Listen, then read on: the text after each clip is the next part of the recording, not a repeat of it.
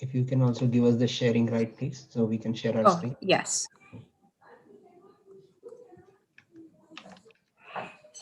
Okay, Hare Krishna. Welcome everyone to this Sunday's Sunday Feast.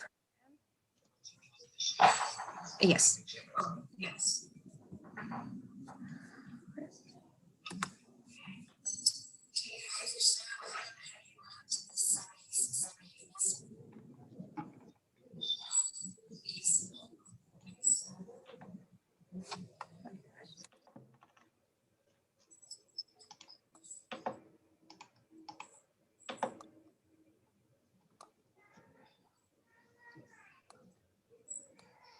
Hare Krishna. Yes, can you hear me? Yes, we can. All right, so we're going to start with Om leading us in Narasimha prayers. Maybe Ram Raghava, you can share your screen after that. Is that okay? Yes, yes. Let me do it. All right. After the Narasimha prayers. Right. Okay. All right.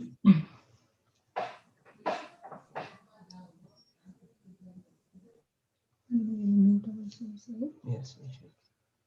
All right, go ahead, Om. You can lead us in the prayer.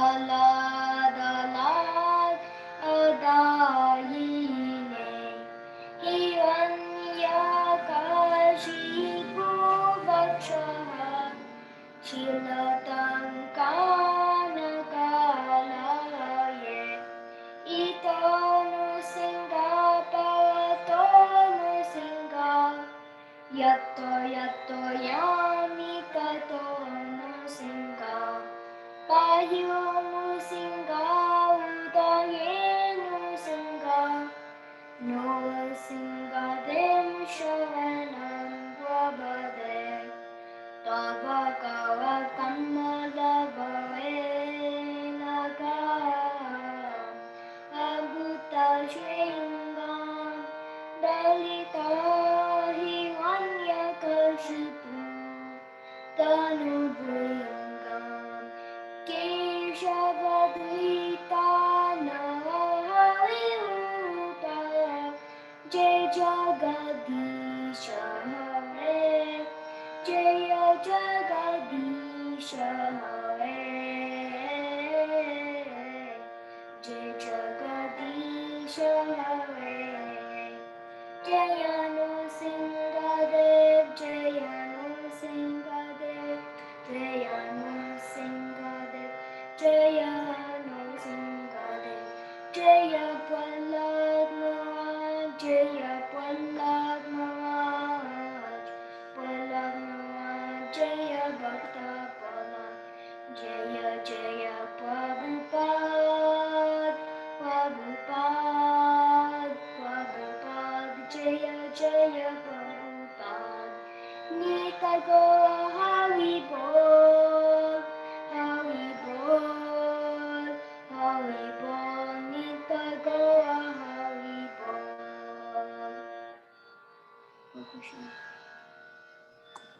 Great, thank you so much, Om. It was very beautiful.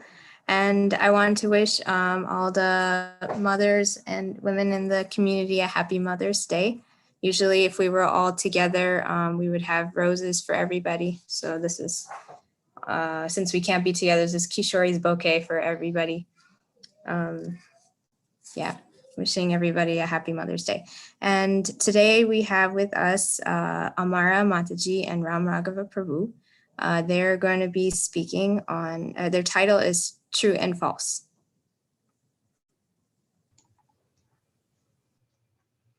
So you want to project the screen? Yes.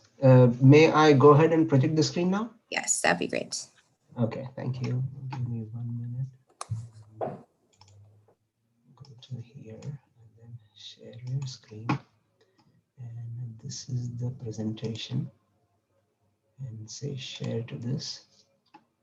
I hope you can see it. Please do let me know if you cannot. Yes, looks good. Okay, thank you.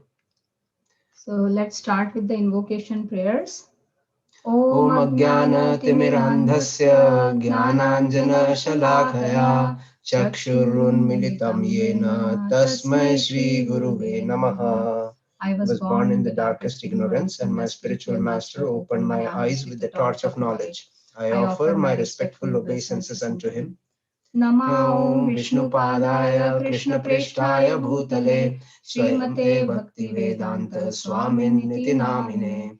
Namaste Saraswate Deve Gauravani Pracharine Nirvishesha Shunyavadi Paschatya Deshatarine.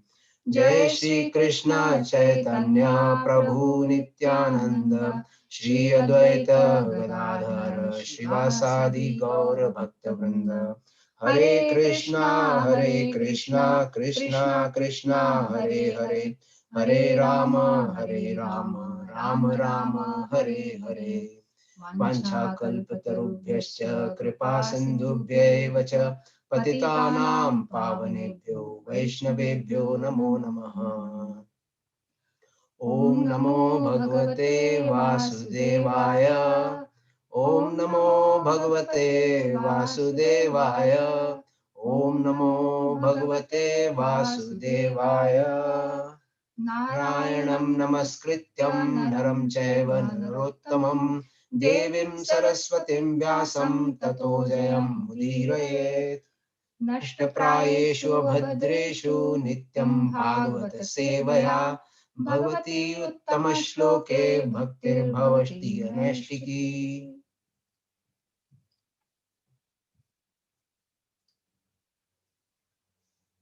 So today's topic is from Canto 3, Chapter 17, Victory of Hiranyaksha over all the directions of the universe. So, like Hiranyaksha was a great demon, and like demons also can be victorious, and they can really conquer all the directions of universe. So although being in a bad birth, but still he was such a powerful personality that he could conquer all the directions. So how all these happened? So let us walk through the story a little bit recap, and then whatever points we see there for our learning, for our take home, that we will keep discussing. So I would like to take a little recap. So Vidura is asking question to Sri Maitreya Rishi, and he is asking, what is the reason for fight between the demon king and Lord Boar, that is the Varahadev, right? So this was in chapter 14, verse 3. And then Maitreya Rishi said he was very happy with Vidura's question, because when great devotees meet, they like very much to talk about the Lord's pastime, and that really satiates them, although they are never satiated, but it is like a very great contentment for them to speak about the Lord. Like Krishna also says in Bhagavad Gita, Tushyanti cha ramanti cha. So when devotees meet, they talk about his glories and pastimes. So Maitreya Rishi is very happy, and he narrates him the story that when demigods approached Lord Brahma, then Lord Brahma actually told them the whole story, and that time Maitreya Rishi was present there. So that's what, as it is, he told to Vidura. So like it is again the matter of disciplic succession. As he heard, that way he told it to Vidura, right? Mm-hmm. So next, what happens is, so Lord Brahma actually narrated the story of birth of two demons, right? So why actually demigods had approached Lord Brahma, that we will see why they approached, because there was darkness all over the world, and their all activities got suspended.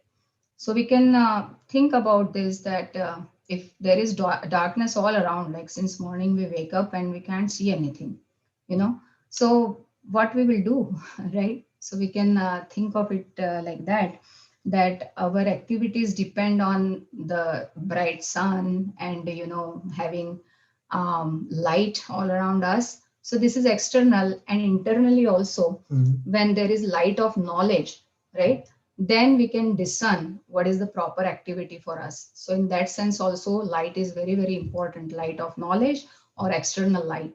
So demigods, all activities were kind of suspended, and that's why they had approached Lord Brahma. So Lord Brahma then he was very pleased with their prayers because they had approached the authority, and he narrated the story of birth of two demons. So Mother Diti, she had an urge to beget children, and she requested her husband, Kashyapa Rishi, that she wants to beget children, so she wants to unite with him. And Kashyapa Rishi was a very highly elevated personality, and he was very, very knowledgeable. So he could understand the desire of Diti, but he also knew that right now this moment is not auspicious, because this is the time when Lord Shiva, along with all his entourage and all the ghosts that are sheltered in Lord Shiva, he goes through the universe, he passes through the universe at this time. So this is not a proper time to do this union. But Diti was really determined, and even when Kashyap Rishi told her to wait for a few seconds, then also. So here the thing is how desires drag us, Right. right? Right. Yeah. So yeah, if you would like Yeah. to say. Yeah. Let us talk about the inappropriate desire and the desire first in itself. So I'm going back to Srimad Bhagavad Gita, where we say it is said that dhyayato vishayam punsah sangasteshu upajayate sangat sanjayate kamah kamad krodh abhijayate क्रोधात् भवति सम्मोहः सम्मोहात् स्मृति विभ्रम स्मृति भ्रंशाद बुद्धिनाशो बुद्धिनाशात् प्रणश्यति ध्यायतो विषयाम पुंसः. First thing is ध्यायतो विषयाम पुंसः. While contemplating on the objects of senses, a person develops attachment for them, and then the whole train of devastation follows. If we go precisely by the translation, it says that a person develops attachment for them, and from such attachment lust develops, and from lust anger arises, from anger complete delusion arises, and from delusion bewilderment of memory. Now bewilderment of memory, if we go back to the 18th chapter of Bhagavad Gita, that is where actually Arjuna is saying, after he has heard the divine knowledge from Krishna, after he has done the most important instruction from Krishna, he says, Nashto moha smritir labdhva.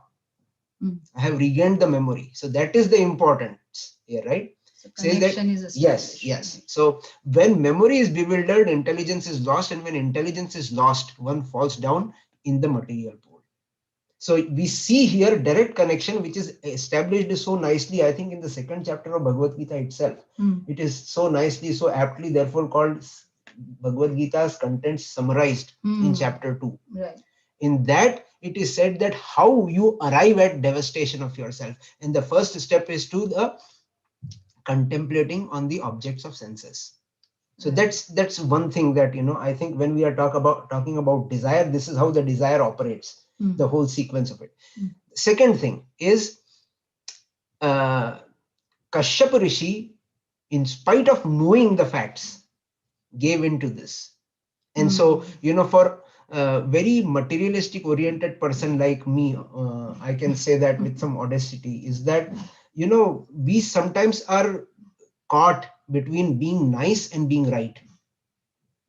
And so this is a very direct consequence of, you know what is right, you know that it should be done, and still you choose the other option, the option of just being nice.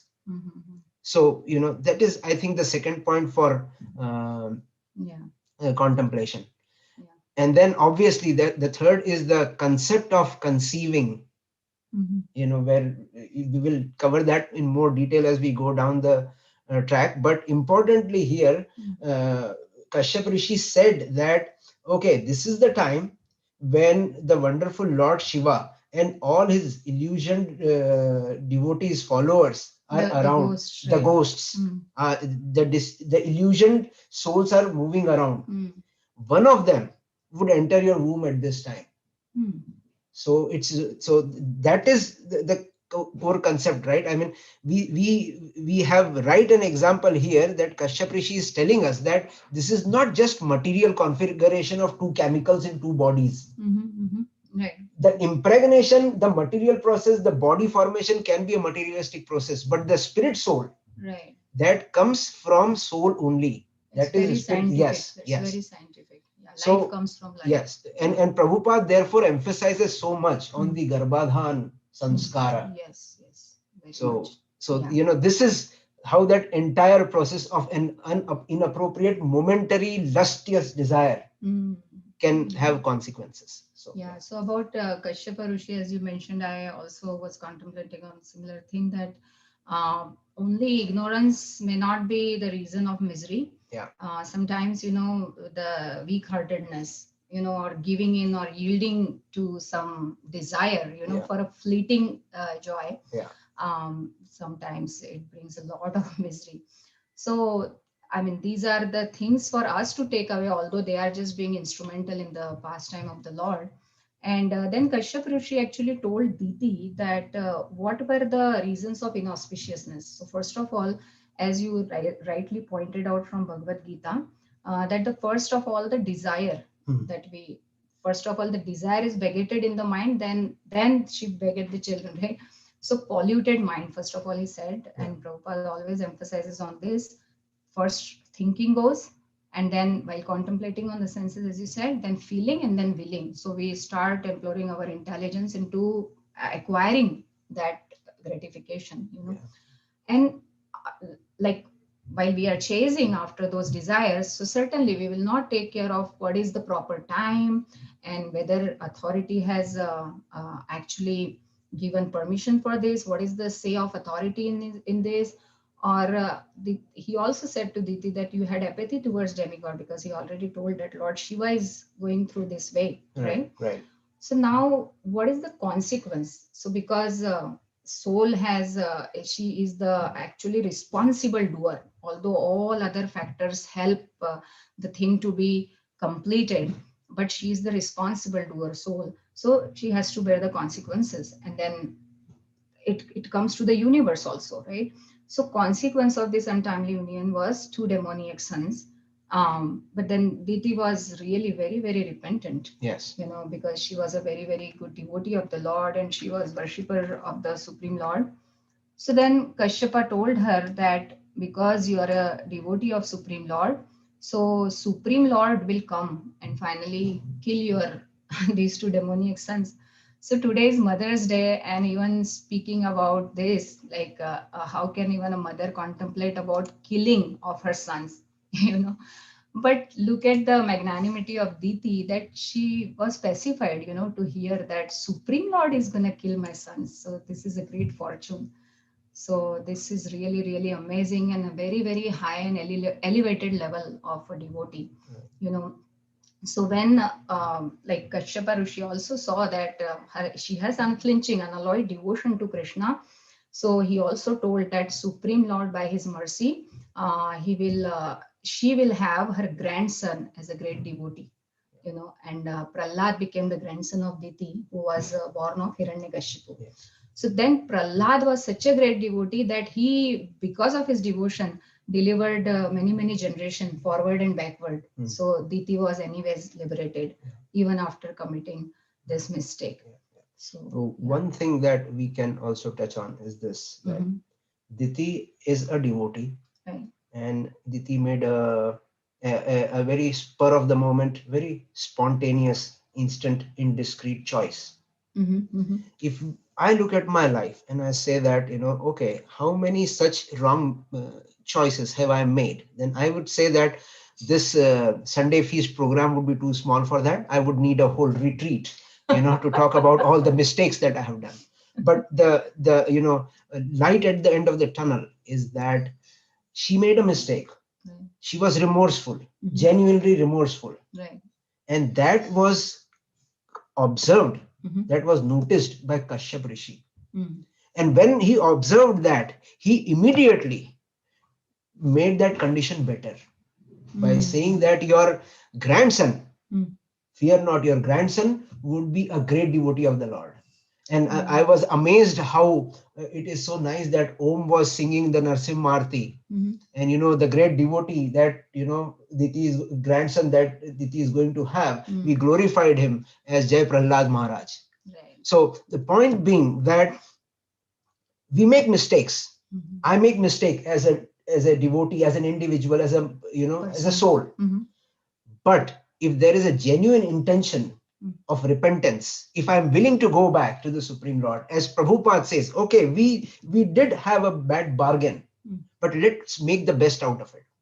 Right. That free will choice that we exercised, now that we repent about it, we want to serve Krishna as a spirit soul, as his part and parcel. If that is genuine, Krishna will make arrangements that we go back to him. Right. So you remember that Krishna says in Bhagavad Gita also, Apichetsu Duracharo, right? That verse 931. Yeah. So Krishna is saying that we cannot rebuke these such devotees who have accidentally made some mistake. And he still keeps them in very high regards, and he knows that they will be repentant about their mistake and they will soon come back to my connection back. True. So that's very wonderful and such a merciful like spiritual learning and so much to like progress and very nice teachings here by Srila Prabhupada. So then next slide is that this because of Diti's pregnancy, actually, as I told, that everything went dark, and it was as if it was all covered by ignorance, because when like demons are not actually like they need to be like demons with body or something. The demon is like from tendency or from the way they think or do the things, right?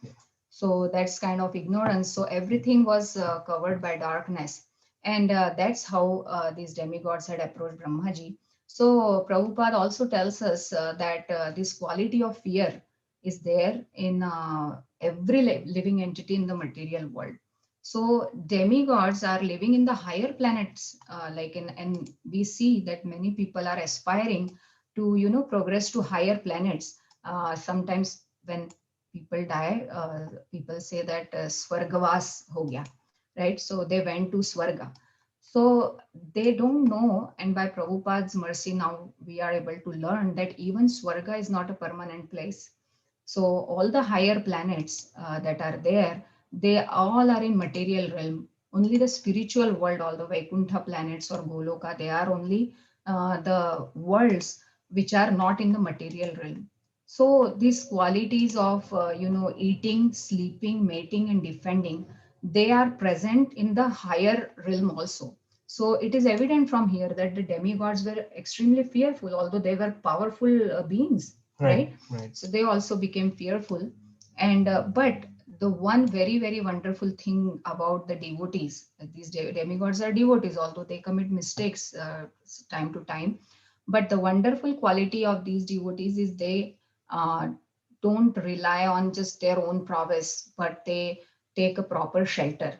So they approach the authority basically. And that's how they approach Lord Brahma. To understand. Let us spend a minute or two on fear. So fear, right? Let's go to chapter 16 of Bhagavad Gita, which is actually a description of the divine and demoniac natures. Right? We see that the first quality that Krishna describes about divine personalities is abhayam. Abhayam is fearlessness. He says, Abhayam sattva samshuddhir jnana yoga vyavasthitihi danam damascha yagyascha swadhyayas tapa arjavam. The Supreme Personality of Godhead said fearlessness, purification of one's existence, cultivation of spiritual knowledge and others. But most importantly, fearlessness. That is top first quality of divine. First mentioned. Yes. First, yeah.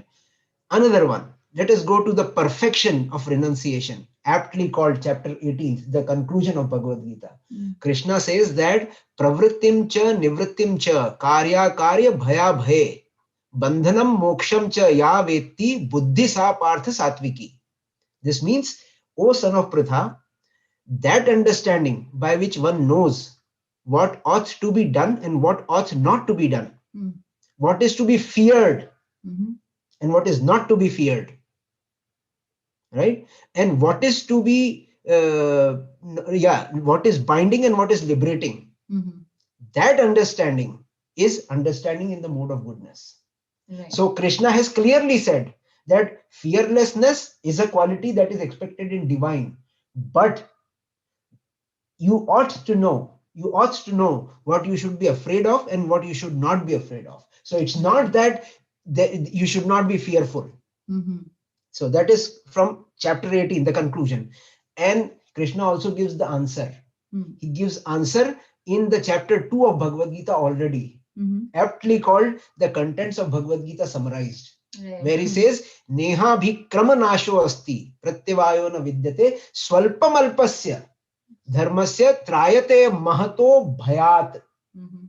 Smallest endeavor in this direction can protect you from the biggest fears.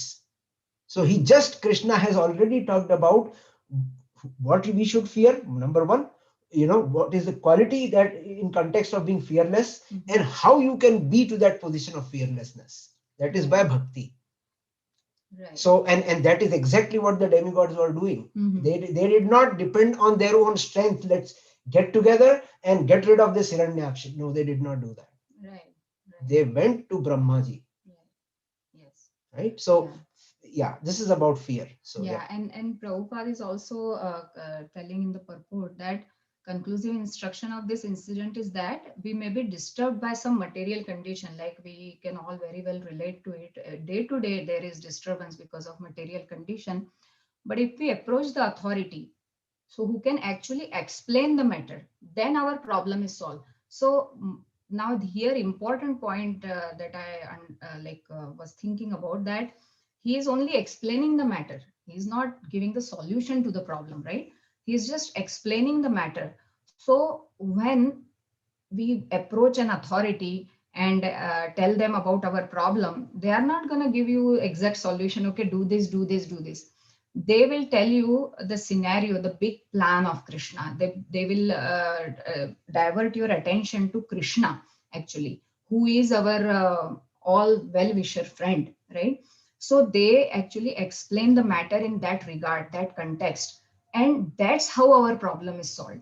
You may not get exact solution to a particular problem, like many people fight on trifling issues, right? Like in houses, and then among the siblings, among the friends, we many times see that there are difference of opinions and all those things. And sometimes people think of like perfect solution, that no, you tell him right now that he should not do like this or something.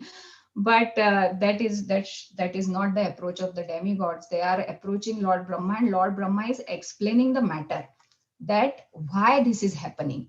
So they have to go through what is happening, but when we know about why, that is knowledge, and then immediately detachment comes. So that's how our problem is getting solved. So the demigods approached Brahma for the meaning of this disturbance, and after hearing from him, they were satisfied and they returned home peacefully. That's what Prabhupada is mentioning here. So now Lord Brahma is, now this is the part where Diti and Kashyapa story happened.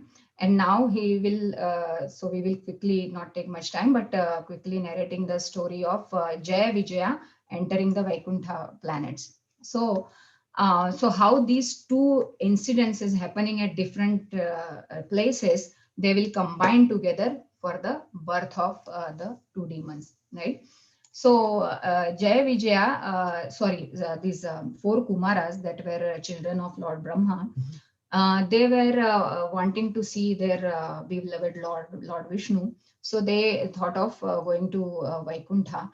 And through the six gates of Vaikuntha, they just passed very normally, easily, naturally, happily. And at the seventh gate, this Jaya Vijay actually blocked their way.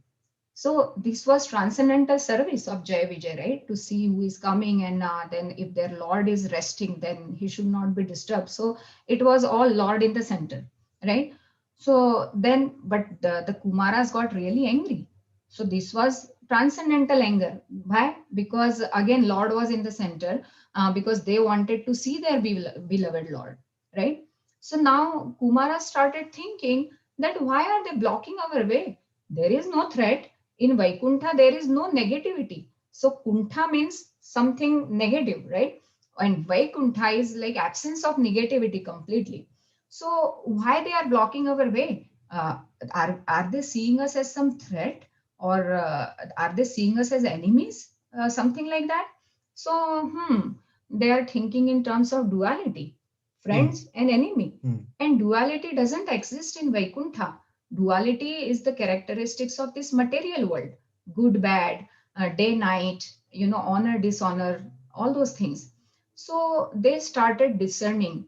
Okay, so it is written in the verse, they considered how these two contaminated persons should be punished.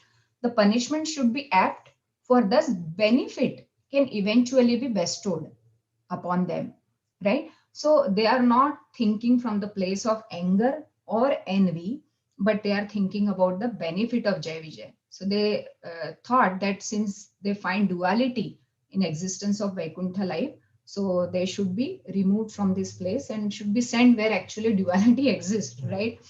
So that's how they actually decided.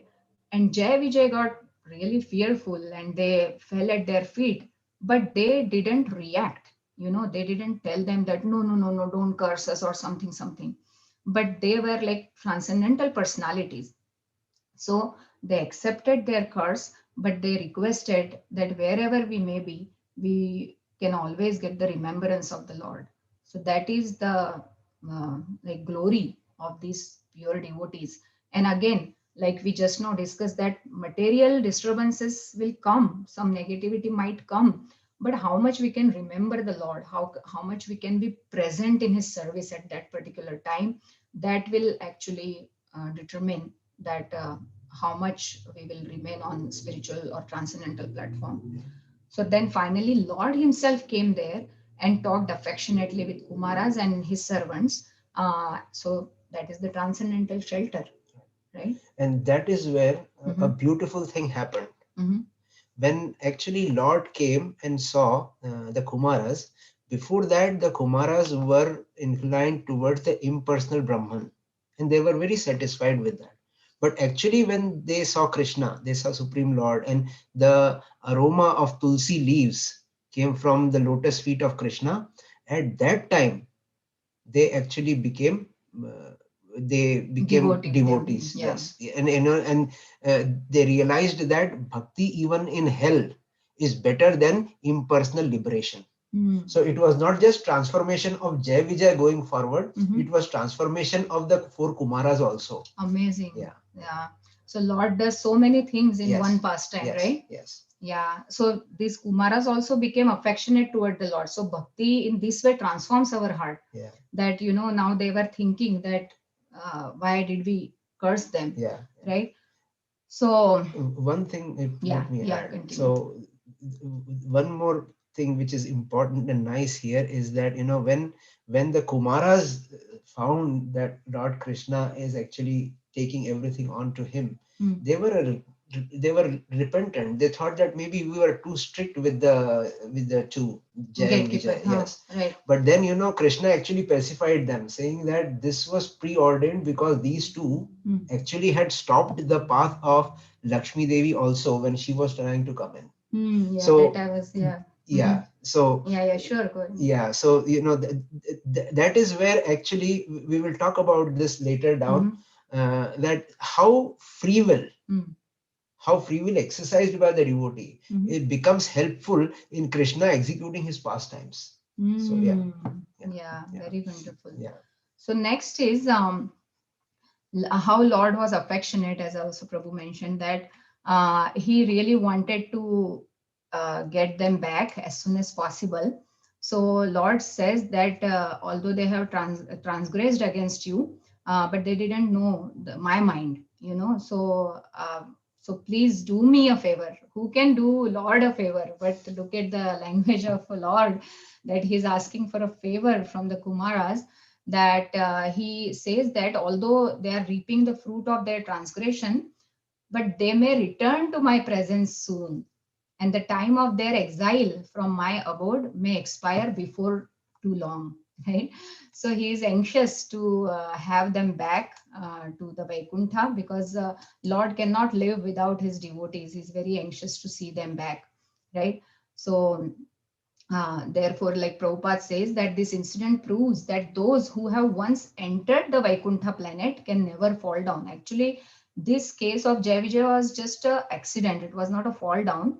And that's why Lord is always anxious to get such devotees back again as soon as possible. Yeah. So then, so now Lord's plan is revealed by the Lord. He is saying that this was all ordained by me, like Prabhu just mentioned, and you will be born in a demoniac family, but you will always be connected with me, like with the yoga of anger. That was something amazing when I read it. That there could be yoga of anger also, and this is actually transcendental anger, because this anger is also keeping Lord in the center. So these demons were always thinking of Lord Vishnu in very, very angry mood. They considered him to be his enemy, their enemy. So Lord further said that you will be cleansed of your sins of disobeying the Kumaras, and you will soon return to me. Like, so much love and affection he has, And Lord said that although I can nullify this curse, that's not a problem, but this curse has my approval, because that's a pastime going on, and Lord wants a like good fight, Yes. that's going to happen soon. Right. And after this pastime, they will come soon to his presence. Yeah. So that's how Lord Brahma actually pacified the demigods, and he told them that this is the reason why there is darkness all around the universe you are seeing, because of these demons have entered Diti's womb, right? So he also told them that it is ordained by the Lord. So whatever is planned by the Lord will certainly happen. And Srila Prabhupada time and again has told us that Lord Chaitanya has prophesied this, that a Sankirtan movement will grow in every town and village. Even Prabhupada ji has said that. So this will take place. If I don't want to participate, that's my free will choice. But this will happen through some other devotees' free will choice, who really wants to preach, who really wants to go to the places and do book distribution. And definitely devotees are working in some other capacity also for preaching work. So every devotee are working in different capacities. But if I don't want to choose that spreading the message of Krishna consciousness, but still it is going to happen, so I don't need to be fearful about spreading the message of Krishna consciousness, because Lord's protection will always be there. So Prabhupada says that sometimes reversals take place in our lives, but we should not be disturbed by them. Like demigods were disturbed, and Lord Brahma explained everything to them. So similarly, Prabhupada ji is also explaining to us, because we are also very, very disturbed every day. At least I can talk about myself, looking at what is going on around the world because of Corona and different things, and what is happening in India. So many people are losing their very, very close relatives, and one after another, it's just keep on happening and happening. So some reversals whenever they take place. So like, for example, Prabhupada saying that we see that powerful preacher is killed, you know, and sometimes he is put into difficulty, like Haridas Thakur was beaten in 22 marketplaces, right? And then similarly, Jesus Christ was crucified. Prahlad Maharaj was put into so many tribulations by his own father. What close relation is that? Jai Prahlad Maharaj. Right? And so Pandavas, who were direct friends of Krishna, they also were facing so many tribulations throughout their life. So, but Prabhupada is saying that even when such reversals are there, we should not be disturbed, because we should simply understand that there must be some plan. There must be some plan of Supreme Lord that I am not understanding right now. So we might have many questions: why, how, but it's not necessary that we will get answers to all our questions. But most important for all of us to understand is, personally for myself speaking, that how can I be of some service in this situation? Although that's a very, very tall order, it's easier said than done. One who goes through that particular situation, it's really a difficult time for them. But still, since Prabhupada is instructing us, certainly now we will contemplate on this, and it could be a good takeaway for all of us, that how can we be of some service in that difficult situation, and how to approach the authority to get the things or matter explained to us. Because of delusion, we cannot see right now properly. So conclusion is, devotee is never disturbed by such reverses, and he accepts it as grace of the Lord, like Jai Vijay, Yes. right? And he continues to serve. So Brahma knew all this because he was a great devotee, and so he could understand the plan of Lord. So that's how he finally pacified the demigods. Yeah. So then the demons took birth actually, and all kinds of natural disturbances started happening. Many bad omens started happening there. Meteors falling, earth was shaking and cracking, and trees were getting uprooted, and there were hollows around the sun and moon. And jackals were crying, howling everywhere, and so many there are listed in this chapter. So many bad omens started happening. So Prabhupada is mainly mentioning here that the demoniac people think that there is no God in control. They don't believe in God. There are like topmost atheists, and they think that because we have so much power, we have so much wealth, we have so much education, we have so much beauty and all that, we can control the things. And because of this, they are acting in so demoniac way, because when they are not able to get something, they become angry. Then there is a lot of arrogance and pride, and they misbehave with people, and they are engaged in horrific activities, like they will do some from nature. They are taking many things, like they are cutting the trees, taking so much oil. And I see many times like people using a lot of paper. They will wash their hand and they will take too much paper. And I mean, how much paper do we need to wipe our hands?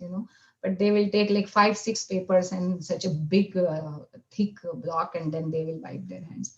So not being mindful about such things. Let us talk about the one particular quality where actually when Krishna says about these two Jai Vijay, that they are going to personify anger. So let us talk about anger. So anger also has been covered pretty comprehensively in Bhagavad Gita. I'll just go through some of them here. Like Krishna in divine and demoniac natures, he says, Dambha darpo abhimanascha krodha parushyameva ajnanam chabhijatasya partham sampadam asurim. He says, pride, arrogance, conceit, anger, harshness and ignorance are the qualities of demoniac nature. Right. So, and in chapter 2, he says that a person who is entitled to be called a dhira muni, that person should have essentially a quality which is he should be void of anger, right? Dukkheshu anadvigana manaha sukheshu vigata spraha vitraga bhaya krodha. He should be rid of krodha. Krodha is anger. Sthita dhira munir uchyate. So these are essential qualities of divine personalities, that they are rid of anger. And on the other hand, we see that Krishna actually ordained it such a way that okay, you are going to be personified anger against me. So no wonder that they were showing all these qualities and all these omens that we were seeing when they were born. So yeah, that is about anger, I would think. Prabhupada says that one who does not know the scriptural directions becomes entangled in action and reaction of the work, and that is where this becomes so important, that you make sure that you do not have qualities like anger. Right. Yeah. So as I was mentioning earlier also, so demon is not from like external appearance or something, like they will have horns or something, but these are the tendencies, internal tendencies, like how we act, So since they are thinking that they are the controllers, enjoyers, means they are trying to take God's position basically. And they are doing all the horrific works and everything. So Prabhupada is saying that whenever natural disturbances occur on a planet, we should understand that must have taken birth there. Right. And right now we can see in all around the world, right, natural disturbances are occurring, because of this pandemic and because of hurricane, and like in Texas there were like a snowfall, which was not a case earlier, never. So people were not prepared for it. And so Prabhupada's statement I would take really seriously, that one should understand that demons have taken birth, right? So right now he's saying that most of the people have demoniac tendencies, means they want to enjoy separate from Krishna. There is no God in control in their lives. Nothing is going on. In chapter 16, Krishna gives a very instructive judgment. He says, Trividham narkasedam dwaram nashanatmanah kama krodhas tatha lobhas tasmad trayam tasmaddeyam trayam tyajet.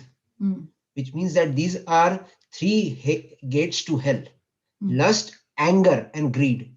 And if you look at these two, Jai Vijay or Hiranyakashipu and Hiranyaksha, you will see that they have all these qualities and more. Lust, greed, and anger.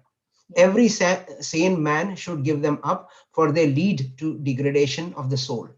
So when they become Hiranyakashipu and Hiranyaksha, right? Yes. Yeah. So now in the next slide we can see that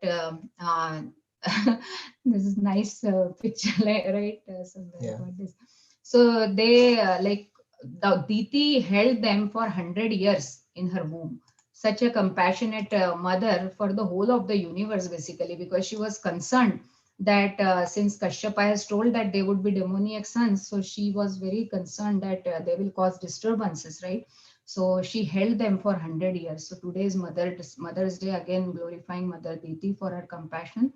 So that when they were born, they grew like mountains, extremely strong bodies like steel. Their crowns were touching the sky, and their steps shook the earth. I cannot even imagine such very, very huge personalities they might be, right? And I was thinking why it is so, because they are gonna give fight to the Supreme Lord, and Supreme Lord, it should be like a very, very powerful personality. If not nobody is equal to Supreme Lord, but at least they were like very, very powerful, almost there, right?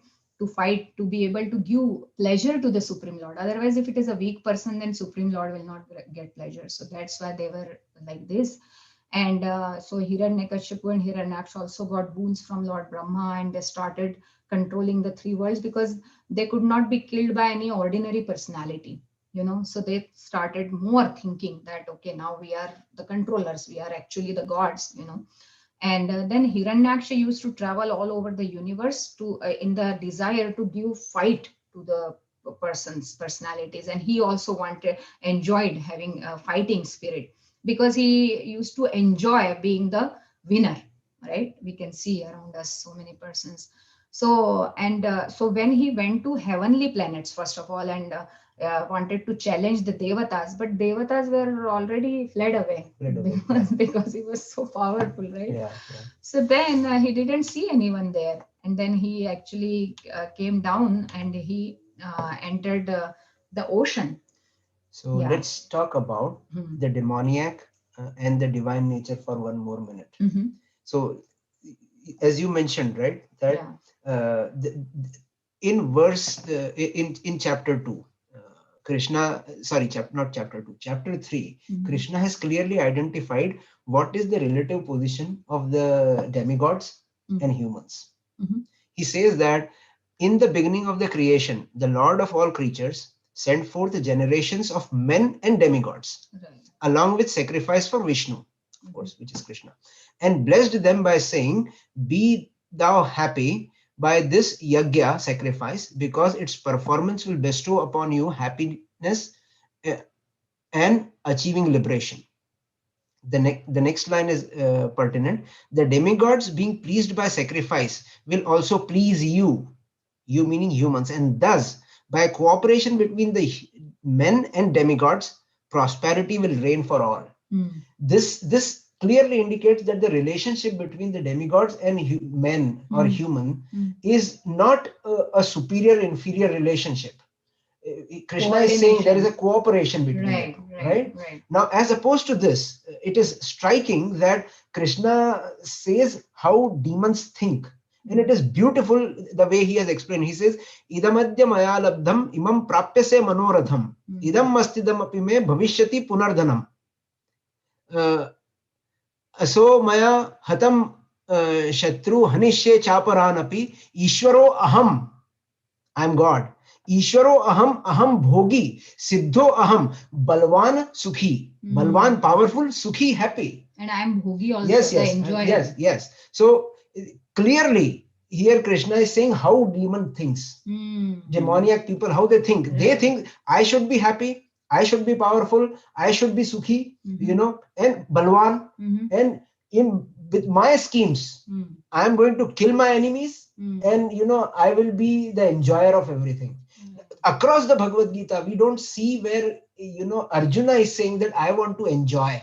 He, on the contrary, is saying that I don't want to enjoy even if I get 3 worlds. Sovereignty of 3 worlds. Yes. What is the question of just this planet? Right. So that is the difference, and of how demoniac people look at the world. So to your point that there is called this Brahma Dveshi. The demons are those who would like to actually exploit everything around them. And that is the basic difference between demoniac and demigod people, personalities. So Krishna's word in Bhagavad Gita are like infallible. Yes. They are, we can see around, and I was even also like that, but only by the mercy of Srila Prabhupada learning something a little bit. One last thing, let me say this, because this is very striking. We talked about all the ominous things that were happening. And Prabhupada says, so we just talk about demoniac people, right? That Balwan Sukhi, right? Ishwaro aham bhogi aham, right? And Balwan and Sukhi, I am happy, right? That is how demon thinks. And exactly now how nicely it matches when Prabhupada explains that. He says, asses, donkeys, asses also feel very respectable as a race. And when they run in flocks, hither and thither, in so-called jollity. What is jollity? Happiness. When they run hither and thither in so-called jollity, it is to be understood that it is bad sign for human society. Right. So how closely, these two things. That's really wonderful. So 10 minutes are left, and I know that we need to leave time for questions. So quickly, just covering the last slide. And probably just one summary slide is there. So finally he dived deep into the ocean because he didn't find anyone on the higher planets, and he challenged Lord Varuna, who is the presiding deity of waters. But Varuna, being a very great devotee, elevated devotee, he was actually angry, but he curbed his anger because they know that our anger should be employed in service of Supreme Lord, right? So he actually showed him the way to Supreme Lord. Basically, he told that because you are so powerful, only Supreme Lord can give fight to you. So you better go to Lord Vishnu, who takes different avatars like Varahadev. And he also, like a spiritual master, little bit chastises him that on reaching him, you will be rid of your pride at once and will lie down on the field of battle. So this pride is actually the knot of false ego, and nobody can open that knot for us other than the Supreme Lord. So we should always approach the Supreme Lord. And here is a little summary, final. So Lord assumes different forms out of his compassion and causeless mercy upon his devotee, although he has nothing to do with the material world. So he is our true shelter. So that is there goes our topic for today, true and false. So our true shelter is not our temporary situations like wealth, power, beauty, relatives, friends, etc. But our true shelter is the Supreme Lord. And these leelas are orchestrated by Lord, and their participants are just being instruments there. But us, the conditioned living entities, always have free will choices to make according to our internal disposition. And we can take deeper shelter in the Lord and Bhagavatam through these leelas and take guidance whenever we are caught into particular situation. So leelas are orchestrated, but still we can always take guidance. That's why we need to read Bhagavatam and Bhagavad Gita daily as recommended by Srila Prabhupada. And we are very, very extremely grateful to Yashodanandan Prabhu Sham Sakhi Mataji to give this service opportunity to us so that we could dive deeper into this section. And we really seek all of your prayers to be able to regularly study Srimad Bhagavatam very sincerely for our own benefit. Thank you so much. Thank you so Hare much. Krishna. Hare Krishna. Want to sincerely thank again. It's Krishna's mercy. The things that we are seeing around the world with COVID situation, complexity, and tragedies happening all around us. So many of our devotees also have had really very painful experiences. So we pray for them. It's if it were not the shelter of Bhagavatam and all the sadhus in the movement, it would have been very hard for all of us. So with keeping that in mind, thank you very much for this opportunity at this time, and thank you. Thank you very much. Thank you so much for that lovely presentation, at least the part that I was able to participate in. So appreciate you giving this class. And I was just curious, just in your research and meditating on this chapter, it was interesting that Hiranyaksha challenged Varuna, and just why of all of the demigods, like why Varuna, just given that I understand they couldn't find, like some of them just were missing in action and so he couldn't challenge them to battle, but why Varuna? But what I understood that actually in the higher planets, all the demigods had already fled, right? So then he went to the ocean and he stayed there for many, many years, basically, because all the aquatics also had fled away. And he was just giving battle to the waves, the roaring waves of the ocean. He was so much keen to have some battle. So then he started exploring lower and lower and lower and lower planetary system, and he reached Vibhavari, that is the capital of Varuna, basically, which is pretty deep. So then he actually found Varuna there, and he challenged Varuna, and actually he fell at his feet to give him battle. He was so much inclined. So probably Varuna didn't leave the place. I don't know why, but yeah, Varuna was found very, very deep, very like inside the ocean after many, many thousands of years. Basically, it was mentioned there. Oh. Yeah, that's really interesting that he didn't leave. Yeah. Actually, Prabhu just, sorry, one thing that I remembered, that he was so composed in his behavior that although he was angered, but he told Hiranyaksha that me being old, I have stopped, taking these challenges. So probably that way also we can think that he was secured in his position and he had no fear because of this detachment. He didn't have a desire to win over Hiranyaksha, basically. Yeah. All right. I'm not seeing any other questions or comments. Chaitanya Kishore Prabhu writes, wonderfully presented, nice connections made to Bhagavad Gita and explanation of various qualities like fear, anger, etc. Thank you, Prabhu. Thank you, Prabhu. All right. I'm not seeing anything else. So if there was a concluding statement you would like to make. Yeah, Prabhu. It's very, because, we were contemplating on this a lot, and, the idea of being an instrument. I want to touch upon that. And, I want to touch upon this fact that how Krishna actually takes your free will. He does not take it away from you. He looks at your tendencies. He looks at when you are given a free rein and you have got your tendencies with you, what do you do with them? And based on that, he actually makes you an instrument. I'll take a simple example. Look at Lord Bhishma Dev.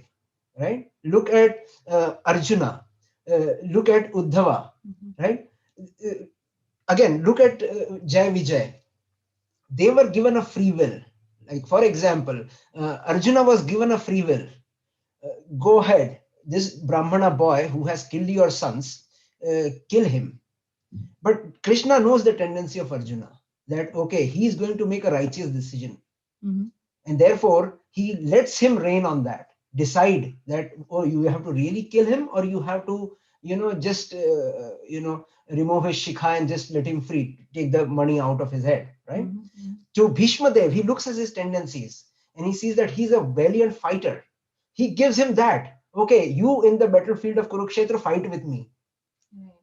To Uddhava, he looks at his tendencies and he says, okay, after I am gone, take my message to the entire world. Right? So to Jai Vijay, Krishna sees that, okay, when they are given a free will choice, that, you guard my gates, they have a tendency of stopping people. They stopped Lakshmi Devi.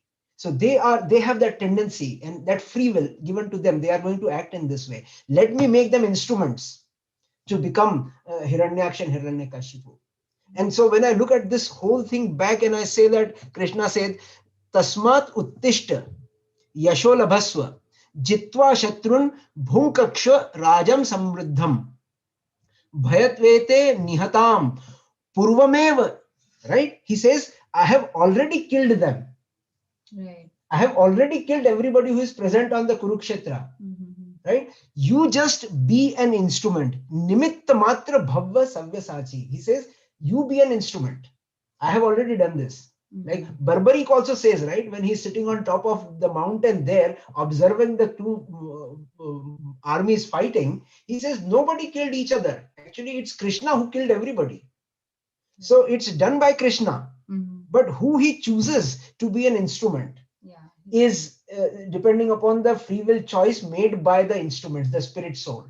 And so for me, the most important conclusion of all this is that whether I want to be an instrument of good things that, for example, Srila Prabhupada wants to propagate, or I want to be a nimitta of being a resistance in the movement, or a resistance to, the harmony of the world at large.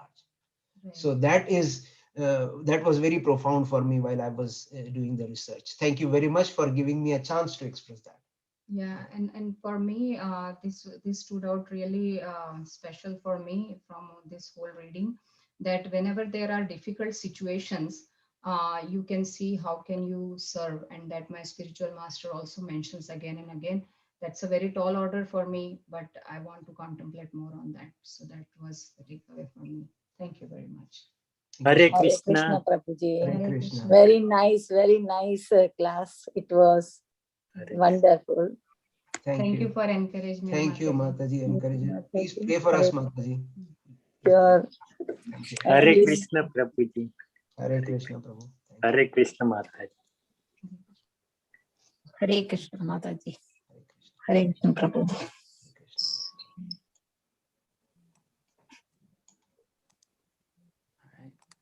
Well, thank you so much. Oh, sorry. Is there? Yeah, no. So can we leave the meeting now, or you have some closing announcements to make? Yeah, I was just gonna close it off, but yes. Oh, I just wanted to thank everyone for participating, and especially both of you for this presentation. Just to quickly announce, next week's speaker will be His Grace Chaitanya Kishore Prabhu, who will be taking us through chapter 18, continuing this Brilliant as the Sun series.